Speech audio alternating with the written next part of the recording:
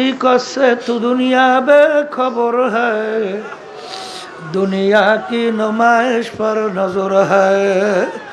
বাজান দুনিয়ার হাকিকত সম্পর্কে চিন্তা করো, আসলে দুনিয়ার কোনো মূল্যই নাই।